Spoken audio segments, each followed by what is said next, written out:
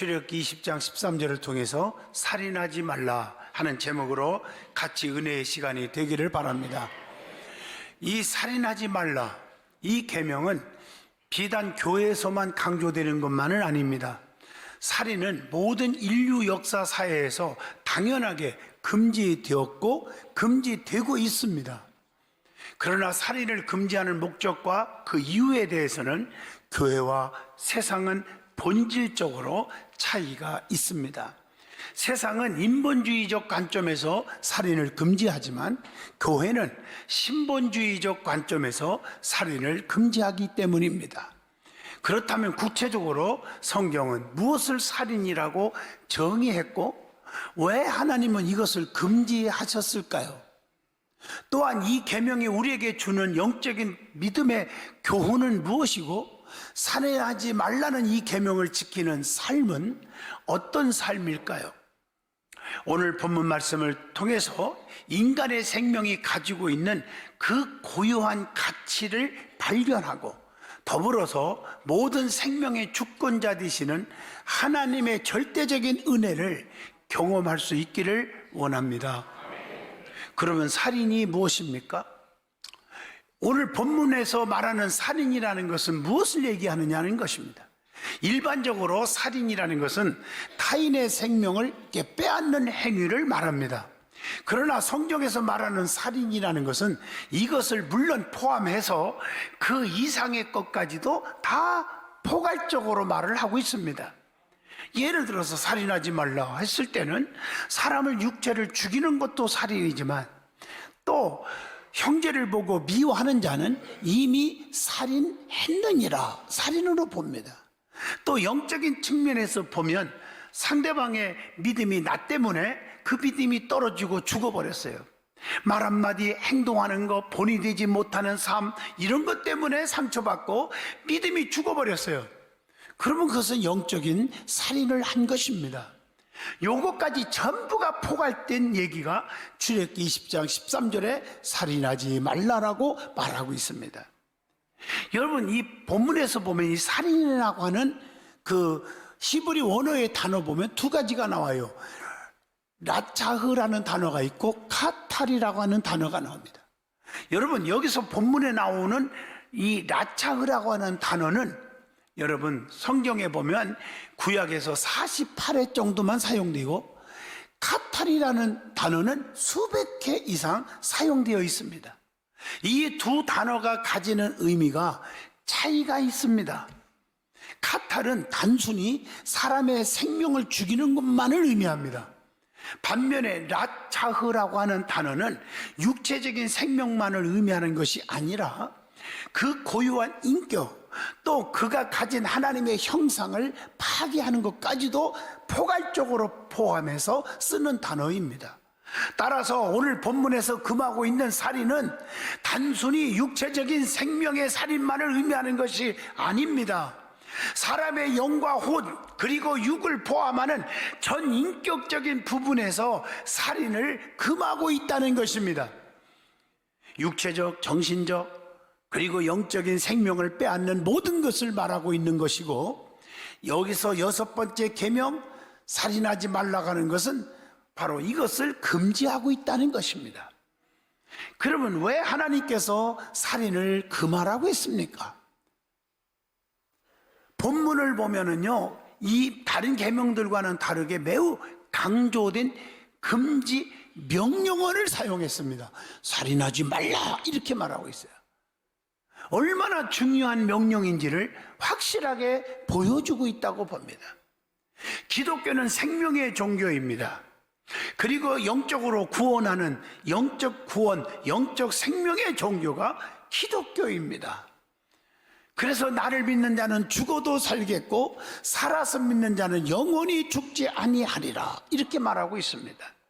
사람이 죽었지만 끝나는 게 아니라 데살로니가전서 4장 16, 17, 18절 보면 천군 천사 호령과 나팔 소리와 함께 주님이 공중으로 오십니다. 예수를 잘 믿다가 죽어버린 사람이 무덤에서 부활되어 들림을 받습니다. 어떻게? 건강한 모습으로, 온전한 모습으로 들림을 받아요. 그리고 살아있는 모든 믿는 크리스찬들이 성령 받고 거듭난 자들이 들림 받아서 주님과 만나 잔치, 혼인 잔치하는 날이 온다는 것입니다. 그러니까 우리는 생명을 귀하게 여기는 기독교 신앙을 가지고 있잖아요. 그래서 살인이라는 것은 모든 인류 사회에서 금지되고 있는 범죄입니다. 그러나 앞서 설명한 것처럼 살인을 금지하는 이유에 대해서는 성경과 사회는 다른 기준을 가지고 있다는 것입니다.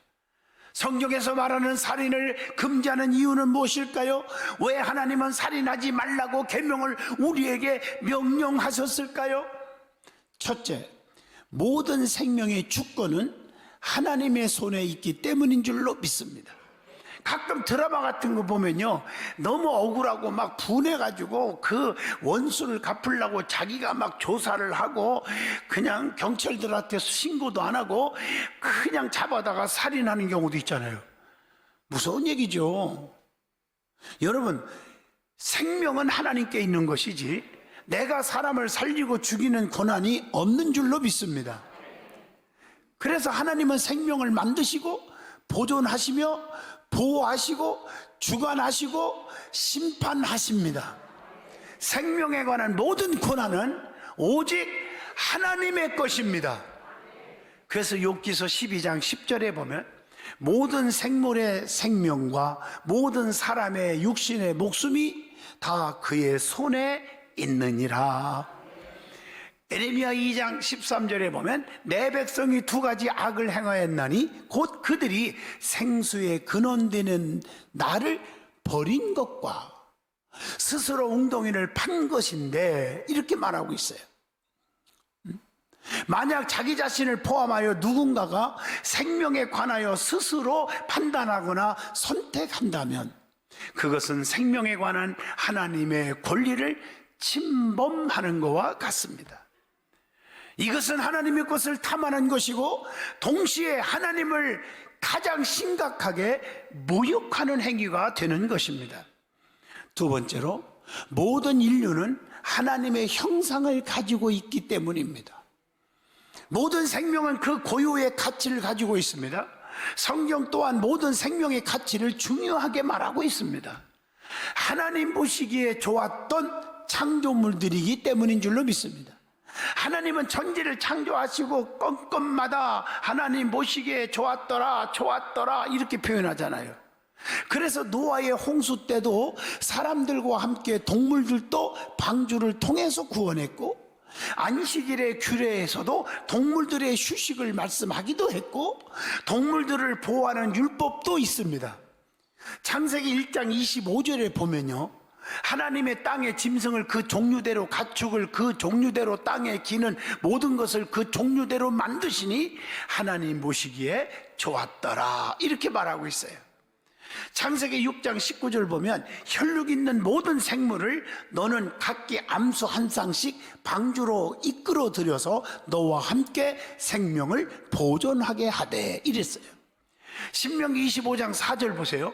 곡식 떠는 소에게 뭘 씌우지 말라? 망을 씌우지 말지니라. 동물들도 하나님이 보호해 줬어요.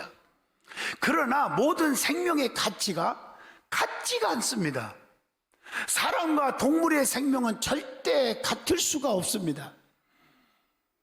그래서 동물 때문에 우리가 상처받고 시험받을 이유는 없는 것입니다. 사람을 해한 가축은, 사람을 죽이거나 해하는 가축은 죽임을 당하여도 가축을 해한 사람을 죽이지는 않습니다. 사람과 가축의 생명의 무게가 전혀 다르기 때문인 줄로 믿습니다. 자칫 잘못 생각하면 짐승과 사람을 동급처럼 생각하는 잘못된 분들이 종종 있습니다. 여러분, 출애굽기 21장 28절 보면 소가 남자나 여자를 받아서 죽이면, 즉 짐승이 사람을 죽이면 이 말이죠, 그 소는 반드시 돌로 쳐서 죽일 것이요 그 고기는 먹지 말 것이며 임자는 형벌을 면하려거니와. 왜 이런 말씀이 있을까요? 왜 모두 같은 생명인데 왜 그랬을까요? 하나님은 근데 사람은 하나님의 모양과 형상을 가진 유일한 피조물이기 때문에 차별이 있는 것입니다. 창세기 1장 27절, 하나님이 자기 형상 곧 하나님의 형상대로 뭘 창조하셨어? 사람을 창조하시되 남자와 여자를 창조하시고, 인간만이 하나님의 자기의 작품을 직접 만드신 것입니다. 그리고 그 코에다가 생기를 훅 넣어줘서 생명으로 만드셨습니다. 창세기 2장 7절을 보세요. 인간이 얼마나 귀한지. 여호와 하나님이 땅의 흙으로 사람을 지으시고 생기를 그 코에 훅 하고 불어 넣으시니 사람이 생명이 되니라. 모든 피조물 중에 인간만이 하나님의 형상과 모양을 가지고 있다는 것입니다. 인간이 하나님의 형상과 모양대로 창조되었다는 것은 지금 우리에게도 하나님의 형상과 모양이 있다는 것입니다. 따라서 살인은 하나님의 형상과 모양을 파괴하는 것이 되는 것입니다. 하나님이 창조한 짐승들도 보호하고 도와줘요. 잘 길러야 될 책임도 있겠죠. 그러나 더 중요한 것은 하나님이 창조한 형상대로 만든 인간의 생명이 너무 귀하다, 이런 얘기입니다. 창세기 9장 6절에 다른 사람의 피를 흘리면 그 사람의 피도 흘릴 것이니 이는 하나님이 자기 형상대로 사람을 지으셨음이니라. 자, 우리가 구체적으로 6번째, 살인하지 말라는 계명이 금지하고 있는 것이 뭘까요? 첫째는 모든 사람에 대한 살인을 금지하고 있습니다. 누구는 살인하고 누구는 하지 말고, 그게 아니에요. 모든 사람에게 생명을 귀하게 여기라는 겁니다. 여기에는 유아와 어린아이, 성인, 노인, 아직 태어나지 않는 태와 자기 자신도 다 포함해서 다 가리키는 것입니다. 자기 자신이 죽어버리면 이것도 내 몸이 하나님 것인데 자기 살인이 되는 것입니다. 모든 인간이 가지고 있는 하나님의 형상과 모양은 건강하게 장성한 사람만 가지고 있는 외적인 것만이 아닙니다. 우리가 가지고 있는 하나님의 형상과 모양은 창조의 섭리 가운데 있는 인간 고유의 특성인 것입니다. 아직 태어나지 않는 태아라 할지라도, 자라나고 있는 아이라 할지라도, 육체가 연약해진 노인일지라도, 의식을 잃어버린 사람일지라도, 병든 사람일지라도, 인생에게 실패한 사람일지라도 이 형상과 모양은 다 가지고 있다는 것입니다. 그러므로 그 누구도 사람의 생명에 관하여 판단하거나 선택할 권한은 없습니다. 육체의 죽임뿐 아니라 조금 이따 말씀하겠지만 영적인 살인도 하면 안 됩니다. 남을 미워해서도 안 됩니다. 남에게 상처 줘도 안 됩니다. 상처도 받지 마시고 상처도 주지 않기를 바랍니다. 아무리 사람이 못 배우고 가난하고 못났고 실수가 많고 죄도 짓고 그럴 수 있겠죠. 그러나 그렇다고 해서 미워하거나 헐뜯거나 차별하거나 그런 행동을 하지 마세요. 상처를 주지 않기를 바랍니다. 저도 솔직히 목사이지만요, 인간이기 때문에 사람을 통해서 말 한마디 가지고 행동 가지고 상처받을 때가 왜 없겠어요. 그런데 하나님 이거 다 잊어버리게 해주세요. 아무리 기도해도 30년 이상 동안이나 가슴 속에 이게 사라지지 않을 때가 있어요. 가슴 아픈 얘기지만 여러분, 이건 영적인 살인이 될 수도 있는 거예요. 사람을 비호하지 마세요. 증오하지 마세요. 헐뜯지 마세요. 판단하지 마세요. 상처 주지 마세요. 누구든지 우리는 사랑을 받을 권리가 있고 사랑해 줄 수 있어야 됩니다. 사랑이 뭡니까? 베드로전서 4장 8절 모든 허물을 덮어주는 거라고 했잖아요. 여러분, 가족이라 할지라도 자기 자신이라 할지라도 모든 사람의 생명의 주권은 오직 하나님의 손에 있습니다. 내 뱃속에서 난 자식일지라도 내 맘대로 다스리는 게 아니에요. 하나님의 손에 있는 거예요. 둘째, 육적인 생명뿐만 아니라 영적인 살인도 금지하고 있다는 거예요. 영적 살인을 조심해야 합니다. 인간은 영과 육이 결합된 존재입니다. 그래서 요한 3서 2절에 영혼이 잘된과 같이 범사가 잘되고 강건하기를 내가 간구하노라. 영과 육을 다 하나님이 같이 축복하시는 거예요. 예수님 오신 목적도 요한복음 10장 10절 생명을 얻게 하고 더 풍성케 하려 하심이라. 로마서 8장 5절로 6절에도 영에 속한 자에는 생명과 평안을 주시느니라. 영과 육의 축복을 다 같이 주시는 거예요. 그래서 우리 믿음의 사람들은 하나님의 손에 있음을 인정할 줄 알고, 나뿐 아니라 모든 사람을 인격을 존중할 줄 알고 상처 주지 않는 사람이 되어야 합니다. 그러면 여섯 번째, 살인하지 말라 하는 계명을 지키는 삶이 무엇입니까? 우리는 이 계명을 온전히 지키기 위해서 먼저 이 계명에 담겨져 있는 하나님의 깊은 의도를 알아야 합니다. 모든 율법은 문자적인 의미에 의해 그 율법이 가지고 있는 근본적인 의미가 있다는 것입니다. 하나님께서 율법을 주신 이유는 금지하는 것으로 거룩하게 되는 것에 초점을 맞춘 것만이 아니라 그 율법을 지킴으로써 하나님 사랑과 이웃 사랑을 실천함에 있다는 것입니다. 그래서 마태복음 22장 37절로 40절 너무 중요한 메시지가 있습니다.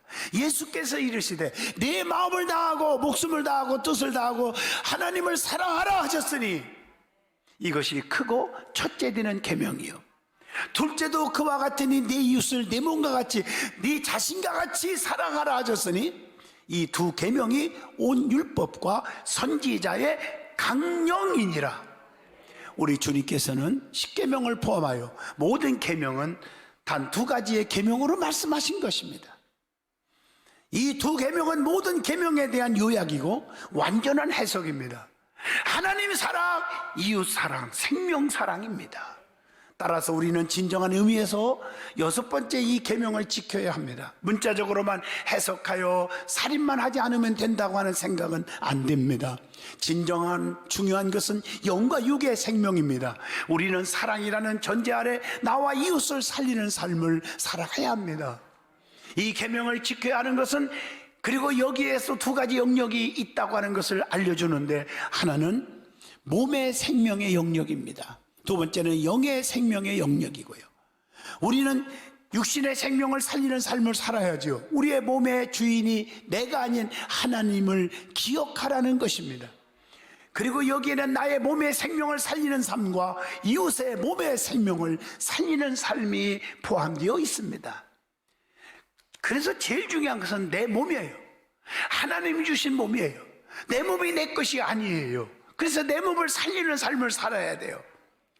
그래서 우리 자신의 몸을 소중히 여겨야 합니다. 우리의 몸은 하나님께서 주신 선물이기 때문에 귀하게 여기라는 것입니다. 우리의 몸을 내 마음대로 상하게 해서는 안 됩니다. 하나님이 우리를 부르시는 그날까지 우리의 몸을 건강하게 잘 사용하여야 합니다. 하나님의 계획하심에 쓰임받도록 지음받은 존재이기 때문입니다. 나의 몸을 죽이지 않고 나의 생명을 살리는 삶을 살 때 내 몸을 보존해야 돼. 그래서 안 좋은 음식 먹지 말고 좋은 음식 먹고, 건강하란 말에 해치는 음식 먹지 말고, 그 다음에 이웃의 생명을 살리는 삶을 살아야 한다. 나뿐 아니라 교회는요, 남을 돕는 것이 사명이에요. 그래서 성경에 구제하라고 그랬어요. 이게 교회의 사명이에요. 구제를 강조하는 공동체입니다. 하나님은 이웃사랑을 실천하는 삶을 살으라고 명령하셨습니다. 여러분, 그래서 레위기 19장 9절로 10절 보세요. 너희가 너희 땅에서 곡식을 거둘 때 너는 밭 모퉁이까지 다 거두지 말고 네 떨어진 이삭도 줍지 말라. 네 포도원의 열매를 다 따지 말고 네 포도원에 떨어진 열매도 줍지 말고 가난한 사람과 거류민을 위하여 버려두라. 나는 너희 하나님 여호와니라. 어려운 자들이 먹을 수 있도록 좀 조금씩 남겨주라, 이 말이에요.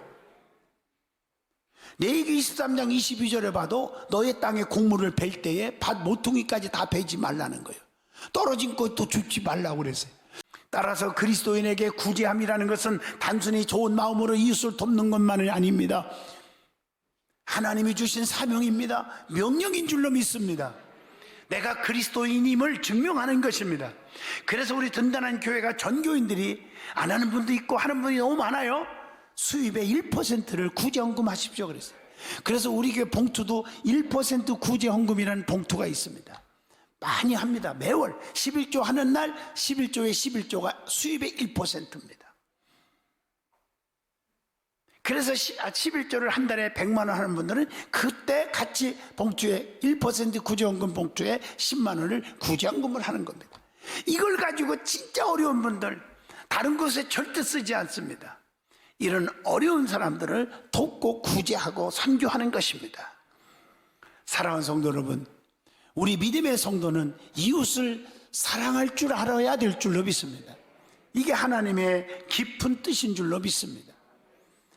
그래서 구제함을 통해서 이웃을 사랑하고 그것을 통해서 이웃을 살리는 것에 최선을 다하여야 합니다. 이것이 살인하지 말라가는 계명을 지키는 삶인 줄로 믿습니다. 그 다음에 마지막으로 영을 살리는 삶을 살아야 한다는 것입니다. 이 중에서 가장 중요한 것은 우리 영을 살리라는 말 속에는 내 자신의 믿음이 살아나야 돼요. 또 하나는 다른 이웃의 믿음이 죽으면 안 돼요. 죽이면 안 돼요. 더 중요한 것은 내 영이 제일 중요한 거예요. 여러분 비행기를 타다 보면 안전수칙을 꼭 듣게 되잖아요. 안전벨트 매는 거, 구명옷 입는 거, 산소 마스크. 여러분 잘 보셨죠? 산소 마스크 내려올 때 나부터 산소 마스크를 쓰게 돼 있죠. 그 다음에 내 옆에 있는 아기나 노약자를 돕게 했습니다. 왜 그럴까요? 내가 숨이 막혀서 죽어버리면 노약자들이나 이웃을 도울 수가 없습니다. 사랑하는 성도 여러분, 내 믿음이 내 영이 살아야, 내 믿음이 뜨거워지고 성령으로 거듭나야 다른 영혼을 살릴 수 있지 않겠습니까? 나는 천국을 갈 수 없어, 거듭나야 간다고 했는데 천국 못 가는 분들이 남을 천국 가라고 말할 수가 있습니까? 하나님 앞에 성령 받아서 하나님이 우리의 삶을 책임져 주고 축복 속에 사는데 하나님이 안 도와줘서 다 망하고 있는데 남들에게 축복받으라 말할 수 있겠습니까? 내 영이 중요해요. 내 믿음이 중요하다는 것. 두 번째, 이웃의 믿음이 너무 중요합니다. 그러므로 여러분들은 이웃에게 상처 주지 마세요. 살다 보면 얄밉고 쳐다보기도 싫은 사람이 왜 없겠어요? 인간인데 사랑으로 덮으셔야 합니다. 내 말 한마디 행동, 내가 본이 되지 못할 때, 예배에 본이 되지 못하고 기도 생활에 본이 되지 못하고 하나님 앞에 헌신 드림에 본이 못 될 때 많은 사람들은 상처가 되는 것입니다. 오늘 여기까지 영역을 가르쳐주고 있는 것입니다. 우리는 믿음의 삶이 얼마나 영적인 삶이 중요한지 모릅니다. 그렇다면 믿음의 삶은 무엇입니까? 바로 예배하는 삶입니다. 하나님은 예배를 통해서 만나주시고 예배를 통해서 축복하시고 회복시켜 주시기 때문입니다. 누가 뭐라해도 기도하는 삶, 말씀 듣는 삶, 봉사하는 삶, 전도하는 삶, 그게 예배의 삶입니다. 누가 뭐라해도 예배 빠지는 것은 믿음이 없는 것입니다. 여러분 사랑하는 사이는 뭡니까? 자꾸 보고 싶고 만나고 싶죠. 우리가 하나님을 사랑합니다. 그게 믿음의 삶이거든요. 믿음이 있다는 것은 하나님을 사랑한다는 것입니다. 그 증거가 뭡니까? 예배를 통해서 만나주시니 예배가 그리워지고 예배 시간 안 빠지고 이런 믿음인 줄로 믿습니다.